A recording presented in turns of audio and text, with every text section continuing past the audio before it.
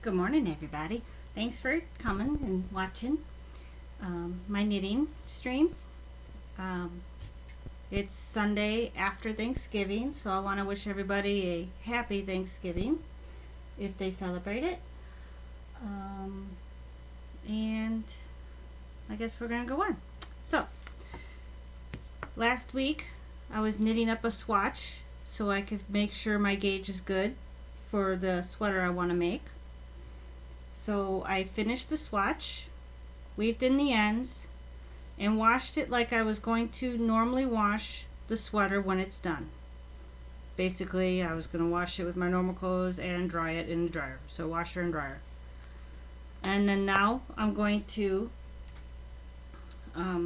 get the gauge. So what you do is you find a ruler and you measure across 4 inches. So I'm going to use some T-pins. So I marked the beginning of my stitches that I want to count to the end. So here's 4. We'll just go right here. So I'll end there. And then the beginning would be then right here. That's about right. Yeah, looks like maybe a half a stitch there. So, and then I like to use something to point with, and so now we'll count. So what we count are the V's. I hope you can see the V's. Let's see, where's the camera focusing? There we go.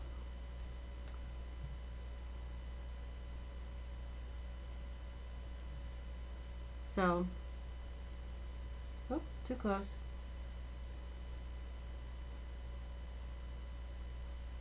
There's a V. I don't know if you could see it too well. There's a V, and there's a row of them. And then you pick a row and you go across and you count them.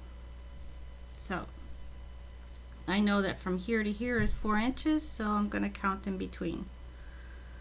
So there'd be 1, 2, 3, 4, 5, 6, 7, 8, 9, 10, 11, 12, 13, 14, 15, 16, 17, 18, 19, 20, 21, 22, and a half, because there was about a half of one over here when I was measuring it out. So 22 and a half, I'll write that down, stitches across for 4 inches. And then you count how many rows in 4 inches. So we're going to take these out. We're going to measure to 4 inches. So I got 4 inches. Maybe I didn't do 4 inches when I knitted. We'll find out.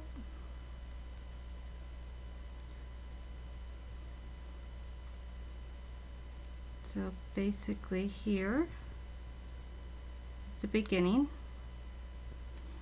It might be just until the next set of garter stitches.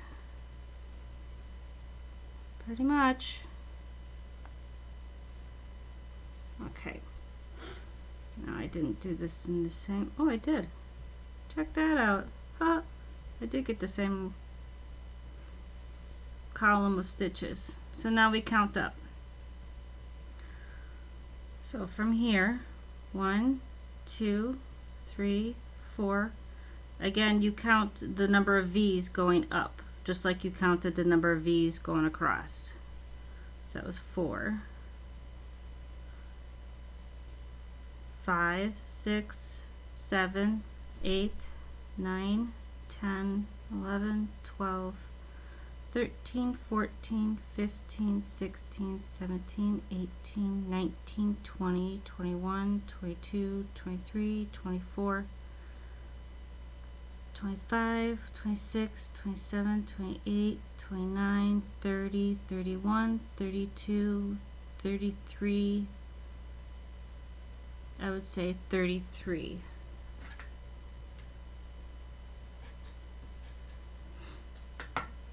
Okay.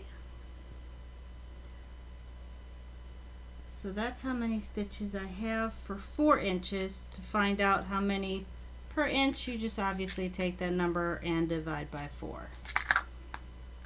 So I wrote it down on a post-it. I'm going to put my post-it with my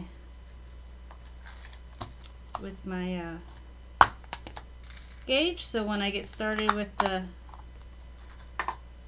knitting, I have it handy and know what to do. There we go. Well, let's see. I said 22.5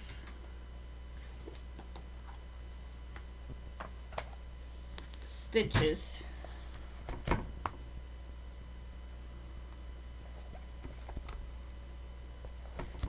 Let's go to my calculator. 22.5 divide by 4 gives me 5625. I'm a little off because this says 575 stitches per inch, but I think it'll be fine. It's not that far off. 625 to 75, not that far. We'll see. Maybe I'll try a size 7 needles because I believe those were size 6.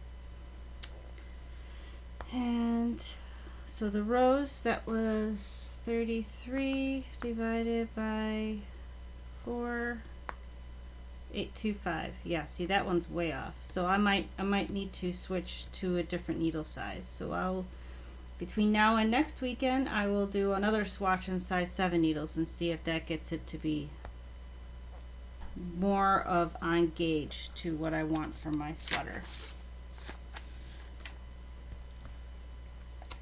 Okay, so that's for my swatch and the sweater. Put those over here. And then onto the scarf that I started with. I did the 30 inches. Let's see, just to make sure. I'm going to flip it over to the right side, because then I started doing the middle part. Go straight. 20 inches. Yep, 20 inches, not 30. I don't know why I said 30. So 20 inches, we're good.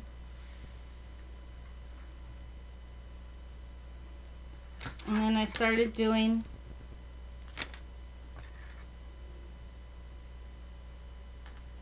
the ribbing, the 1x1 ribbing. So instead of just doing the 1x1 on this side and then knit every row or every stitch on the other side,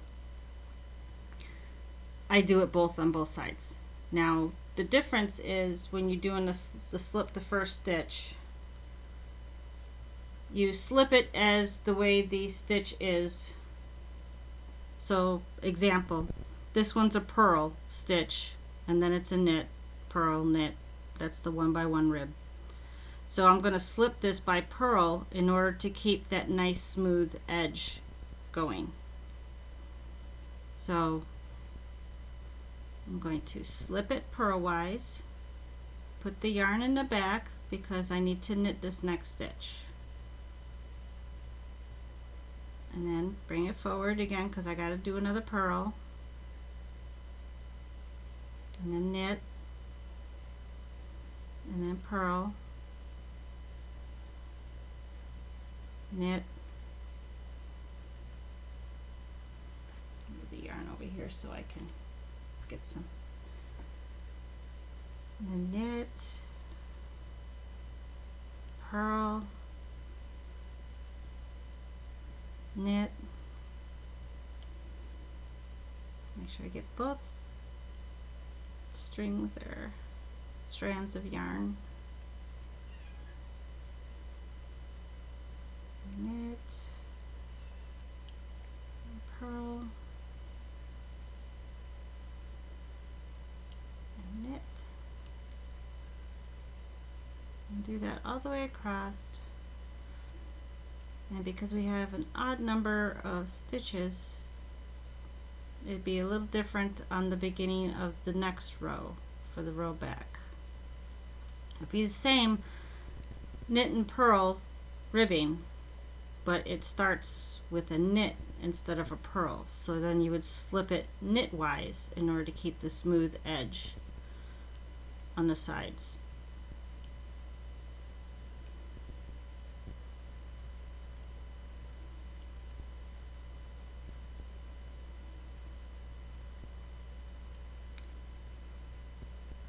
And then you do the ribbing, the 1 by 1 ribbing for 12 inches. And then again, like I said before, this goes for the back of the neck so it doesn't like bunch up. It just kind of gathers a little bit easier behind the neck.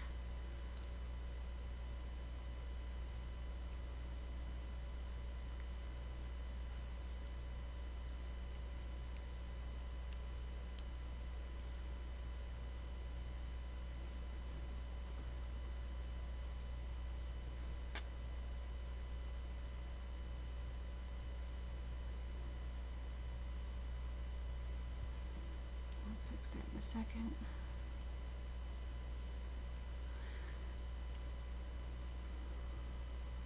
Fuzzy yarn can cause some snags in the yarn to knot up as you're pulling it out of the skein. So I'm going to fix that real quick. Alright.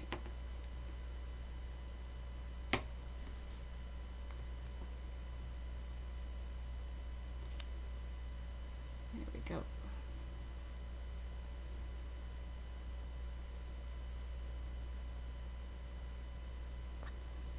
Alright,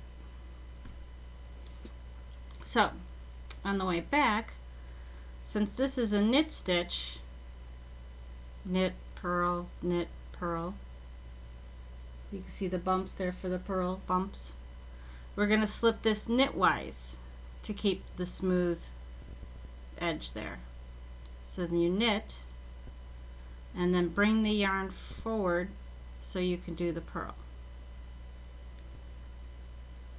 And then continue on with the pattern across. And do that every row for 12 inches. Obviously I'm not going to do the whole 12 inches right here because that would be kind of boring, in my opinion, for you to just sit there and watch that. Unless you're knitting with me, then it'll be a different story.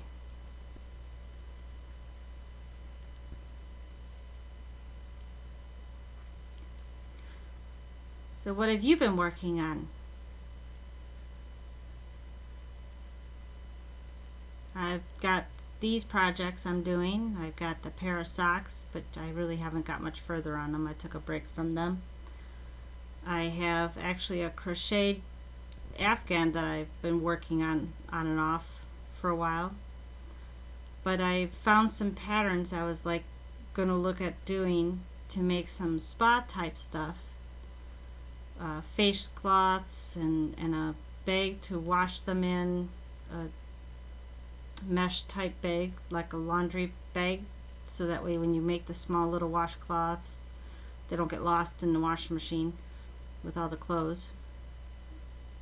And see if I can get them done in time to give them away as a gift for Christmas. I know, short notice there, last minute project. I may do that if I have time.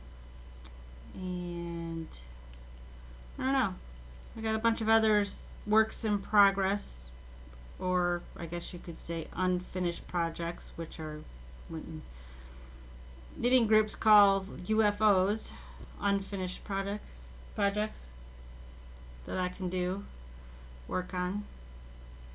Some I've had unfinished for a couple of years that I really should probably finish before starting anything, but you know how that goes.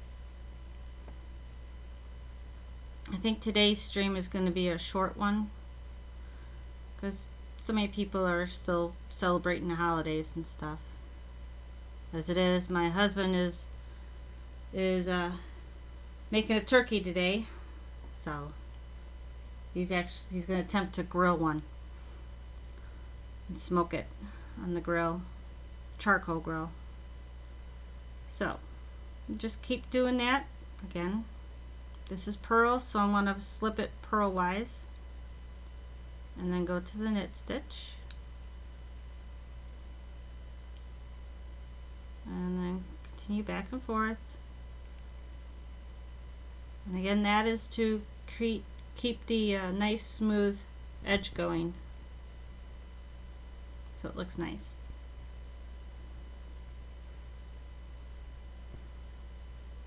I hope everyone has had a very good Thanksgiving, enjoyed their dinners, or they're going to be today if they're doing it today instead of on Thursday.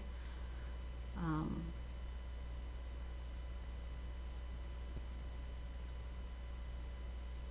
see, keep going back and forth. I like knitting because it's very relaxing. Just kind of, if I have the right size needles, like worsted weight size yarn and needles to go with it, I can do this while watching TV, and it's just nice and calming and relaxing.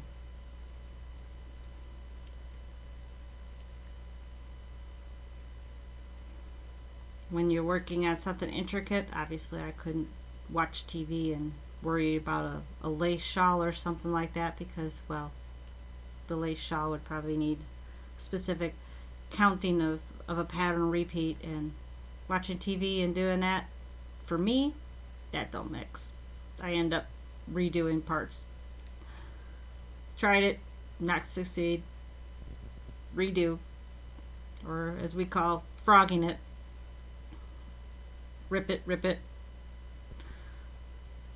Little knitting humor there. I know, I'm not that funny. I'm sorry. So,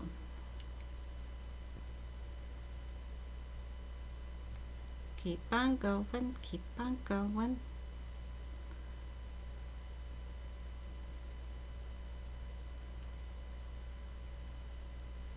Maybe one of these days I'll stream one of the games that I play online,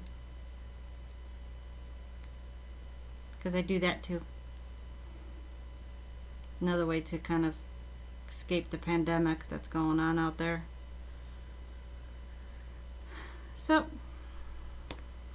I'm liking this. So I think that'll be good. Nice gather spot for behind the neck a little bit. And then the next, after that 12 inches, then we'll just continue with this pattern again for the next 20 inches, and then it should be done. I think that'll be a good length. Well, oh, somebody's there. Morning. I tink a lot. Yes, I do tend to tink a lot. I tend to see a mistake and I go back and undo it.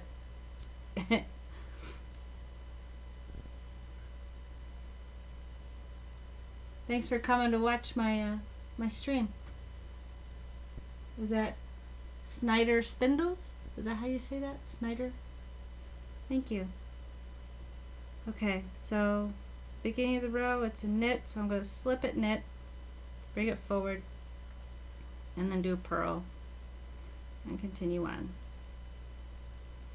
How long have you been knitting?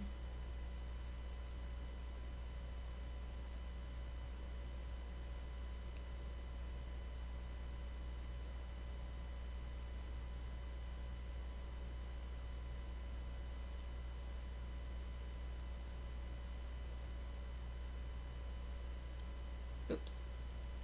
Okay. Let's get now fuzzy again. Come on. Play nice.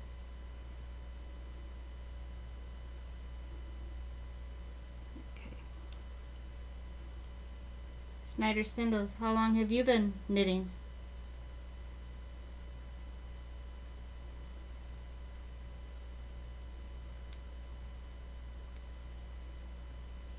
Ooh, all right. What's this? What's going on?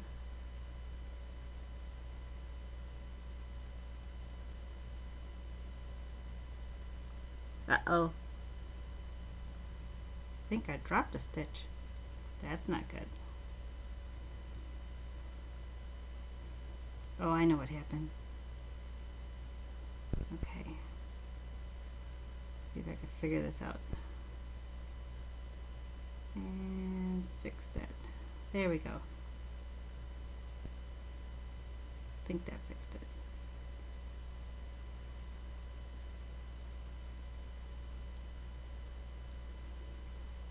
Grabbed only one strand of yarn that time. A few years I was taught to crochet when I was little. I spin yarn these days. Ah, I do have a spinning wheel. As soon as I can figure out how to do the camera, so I can do that. But I'm still learning how to do the spinning wheel. I have my own way of doing it because I'm kind of self-taught. My grandmother taught me how to knit and crochet many years ago when I was little. And then I stopped for a while. And then around the year 2000, I started teaching myself again how to do it. Just watching videos online. I belonged to a few chat groups. Talked with them when I had questions. Just kept going. And then I figured out, I tried doing spinning on a spindle. And I didn't mind it. It's just, for me, it was, I wanted something that could go a little faster, if that makes sense.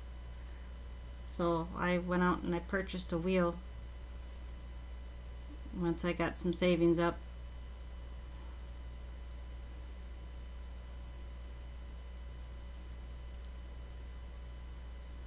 Where are you from? State-wise, a location kind of like, you know, East Coast, West Coast, United States, overseas. You don't have to be too specific. Wow, I can't talk. If you don't want to. Just kind of curiosity. I'm in Wisconsin. Oh, you're in Wisconsin too. Cool. I'm over near Eau Claire area in northwestern Wisconsin.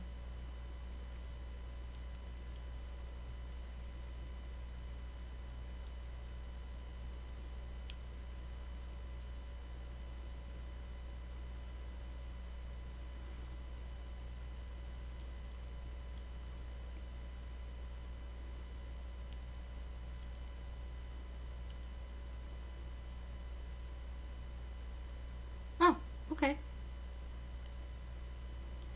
I have an idea where that's at. Okay.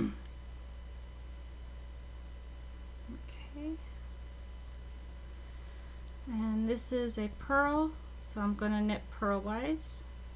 Yarn in front, and then yarn goes in the back because the next stitch is knit. And just do that across.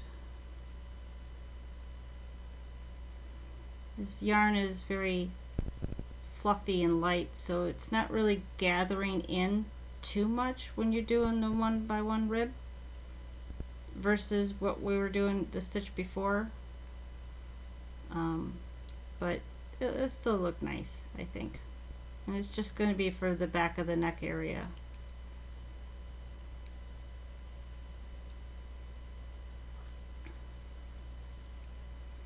I was actually doing the same pattern on a different scarf that I found as a UFO unfinished project.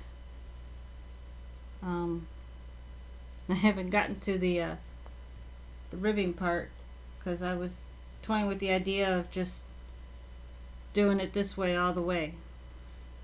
See, here I didn't do the finished edge on this one. I didn't slip the first stitch. So you've got your one side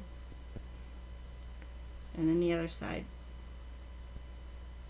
So forgot I was working on this scarf. It's the same pattern. It's with this yarn. It's really soft. I thought it was pretty. So I got that one to work on too. One of these days I gotta finish my unfinished projects.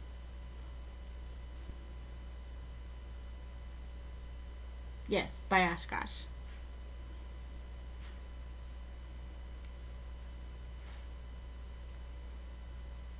My parents live north of there.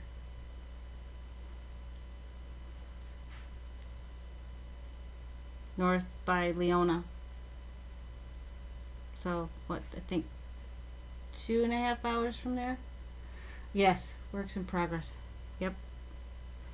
They do happen.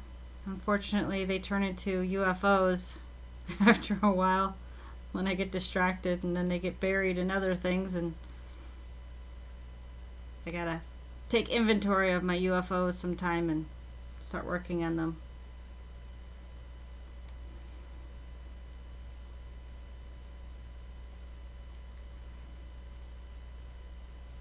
I trying to do the my knitting stream every Sunday morning around 10 Central Time. So if you're available, you can stop by anytime. I appreciate it.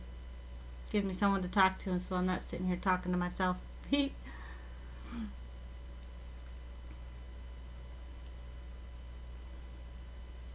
hoping you can see my hands okay and what I'm doing.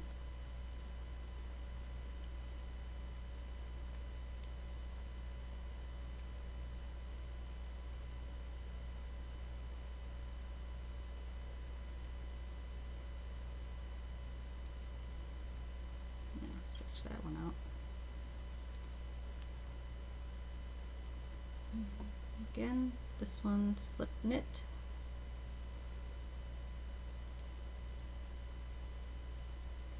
Bring it to the front and do purl.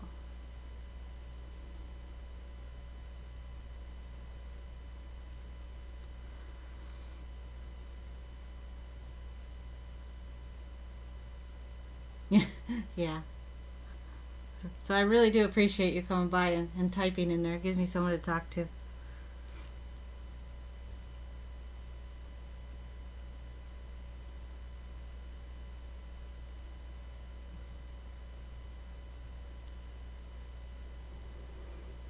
Because there's only so much you could do when you're knitting, and so much you could say when you're just knitting along and not really giving instructions. But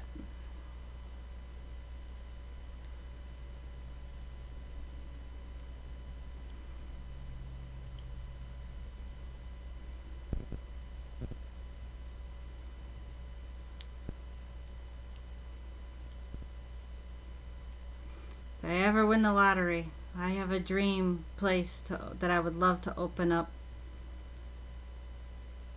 It would be a large shop, but kind of two shops in one.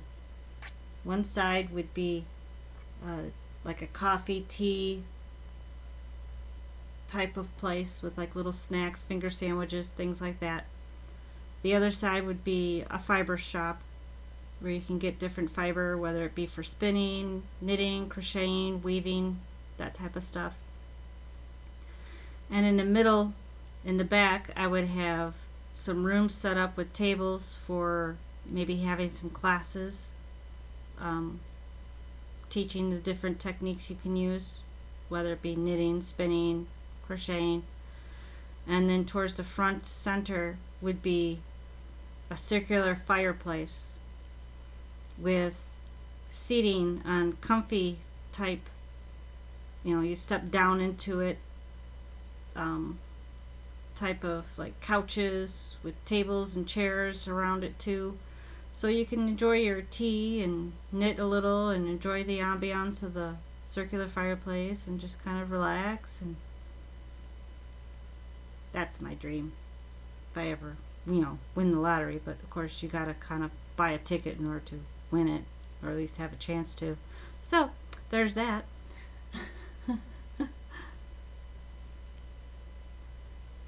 I just think that would be so cool.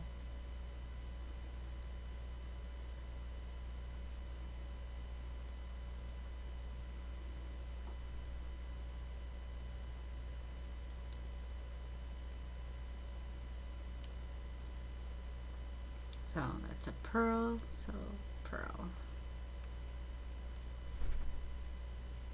Knit. Pearl. Knit. Well, I said earlier that today was going to be a short one just because, you know, people are doing holidays and stuff, and I gotta go. Husband's smoking a turkey breast on the grill, so I need to go and prepare some of the stuff to go with it. Yeah, it does help to increase the odds. I agree. So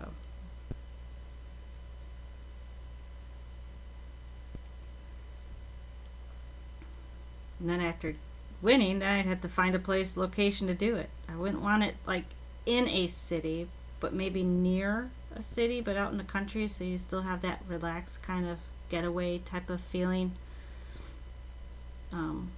But yet not too far away that people wouldn't be able to, you know, find the place or go to it easily.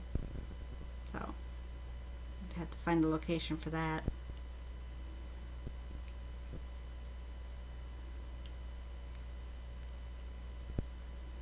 I think I'll finish up this row and then I might then go. I do appreciate the company though.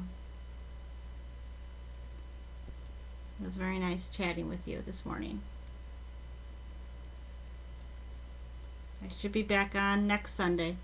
My daughter might be here. She's coming for the weekend, so she might join me. She can't grasp the knitting part, but she does crochet. But it's been a while since she has, so maybe we'll do crocheting next weekend, and then refresh her memory. We'll see what she wants to do. So.